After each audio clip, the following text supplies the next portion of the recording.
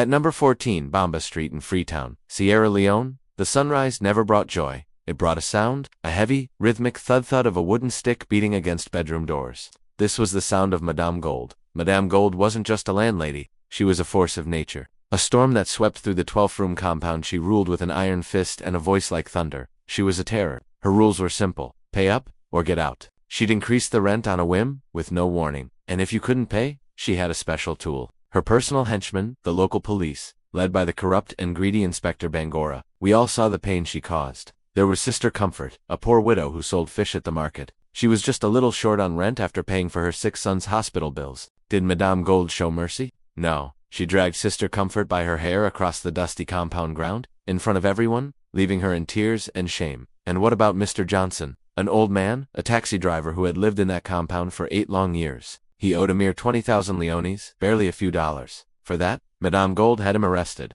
Inspector Bangora and his officers humiliated him, treating him like a common criminal. Mr. Johnson left the compound that day, a broken man, his spirit crushed. The tenants would whisper amongst themselves, praying that God would one day punish her. But Madame Gold only seemed to grow richer, her heart growing colder and more wicked with every passing day. The thud of her stick became the soundtrack to their misery. That was, until a young woman walked through the gate, a woman who would change everything. Her name was Amina. Amina was different. She was young, barely in her 20s, but she moved with a quiet confidence, a stillness that was almost unsettling. She walked right up to Madame Gold, paid 6 months' rent in advance, all in clean, crisp banknotes, and moved into room 10. Room 10 was the worst room in the entire compound, damp, dark, and forgotten. But Amina didn't complain. Not a single word. For 2 weeks, she was like a ghost. She kept to herself, a quiet shadow moving through the noisy compound. But Madame Gold couldn't stand peace.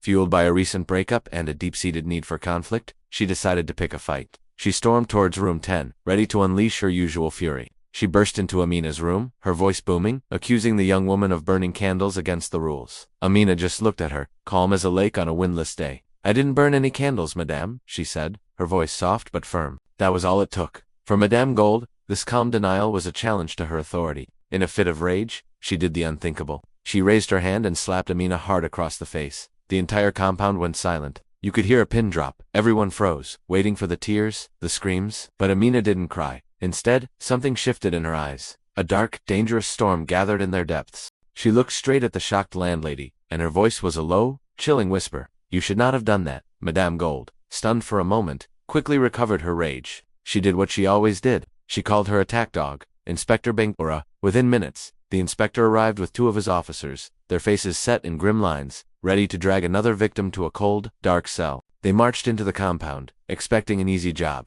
but the script was about to be flipped. As the officers moved to grab Amina, she became a blur of motion. With a skill nobody could have expected, she twisted, she ducked, she struck. One moment the officers were reaching for her, the next they were flying through the air, crashing into the compound walls with a sickening thud.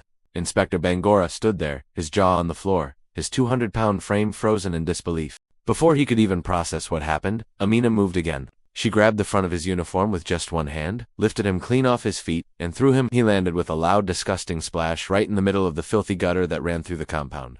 The big, powerful inspector scrambled out, covered in slime and shame, sputtering in disbelief. As he struggled to his feet, Amina held up her final weapon. It wasn't a stick or a fist, it was a smartphone. She had been recording everything. The illegal entry, the assault, the corruption. "This video," she said, her voice cutting through the silence, "is one click away from your superiors in Freetown. Your careers are over." The so-called big men suddenly became very, very small. They begged. They pleaded for their jobs, for their pensions. Then, they turned and fled the compound, their police van kicking up a cloud of dust and humiliation. Madame Gold was left alone, trembling on the ground where she had fallen in the chaos.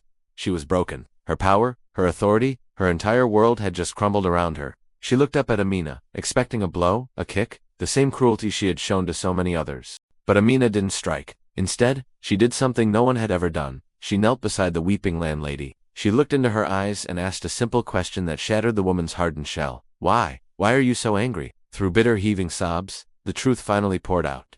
10 years ago, Madame Gold's husband, the love of her life, had abandoned her. He had taken everything, their money, their future, their happiness, and left her with nothing but this house and a heart full of poison. She wanted the world to feel the same pain that was eating her alive. Amina listened patiently. When the sobs subsided, she spoke, and her words became a lesson the entire compound would never forget. "Pain is not an excuse to hurt others," she said gently. "You think power is in your shouting and your shtick, but real power Real power is knowing when to be kind, even when you are hurting.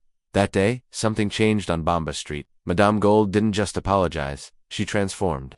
The rent for every room was dropped by 30%. Leaky roofs were fixed, the broken fence was mended, and the wooden stick, the symbol of her reign of terror, was thrown into a fire and burned to ash. She started to talk to her tenants, to listen to them. She became the mother of the compound, the leader they never knew they needed. 2 years passed, the compound was no longer a prison, it was a home, filled with laughter and respect. One morning, Amina packed her small bag. Madame Gold found her at the gate, her eyes filled with gratitude and a little sadness. "Where are you going?" she asked. Amina smiled a warm, knowing smile. "My work here is done," she said. "But there are other Madame Golds out there, other compounds that need to learn their lesson." And with that, she walked out of the gate, a quiet hero leaving behind a community she had saved, not with force, but with wisdom and compassion. Thanks for watching. If this story moved you, don't forget to like, share, and subscribe for more powerful stories that change lives. See you in the next video.